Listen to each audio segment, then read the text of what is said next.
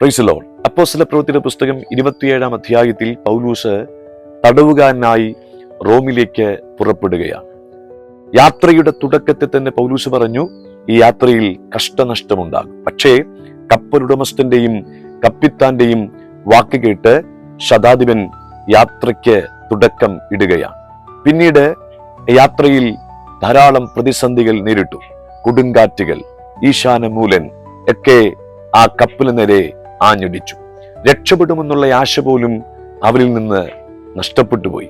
ഇനി അടുത്തത്, കപ്പലിന്റെ ഭാരം കുറയ്ക്കുവാൻ കപ്പലിലെ ചരക്കെടുത്ത് കടലിലേക്കിട്ടു. സൂര്യനെയോ ചന്ദ്രനെയോ കാണാതെ 14 ദിവസം ആ നടുക്കടലിൽ അവർ ഭാരപ്പെട്ടു.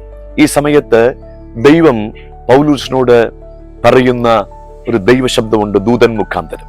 ഈ ദൈവശബ്ദത്തിനകത്ത് പൗലൂസ് പ്രതികരിക്കുന്നൊരു വാക്ക് വളരെ ശ്രദ്ധേയമാണ്. 27-ാം അധ്യായം അപ്പോസ്തലപ്രവൃത്തി 25-ാം വാക്യം.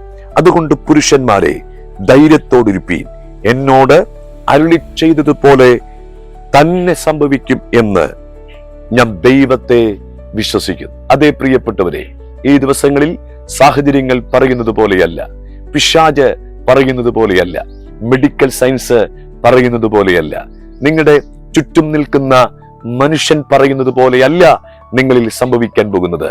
ദൈവം നിങ്ങളോട് അരുളി ചെയ്തതുപോലെ തന്നെ സംഭവിക്കാൻ പോകുകയാണ്. ഞാൻ പരിശുദ്ധാത്മാവിന്റെ നിറവിൽ വചനത്തിന്റെ പിൻബലത്തിൽ നിങ്ങളോട് പ്രവചിക്കുന്നു, ഈ ദിവസങ്ങളിൽ നിങ്ങൾ അനുഭവിക്കുന്ന ബുദ്ധിമുട്ടുകളിൽ, പ്രയാസങ്ങളിൽ, പ്രതിസന്ധികളിൽ മനുഷ്യൻ പറഞ്ഞതുപോലെയല്ല, കൂട്ടക്കാരോ മറ്റു പ്രിയപ്പെട്ടവരോ പറഞ്ഞതുപോലെയല്ല, ദൈവം പറഞ്ഞതുപോലെ തന്നെ ഈ ദിവസങ്ങളിൽ സംഭവിക്കും.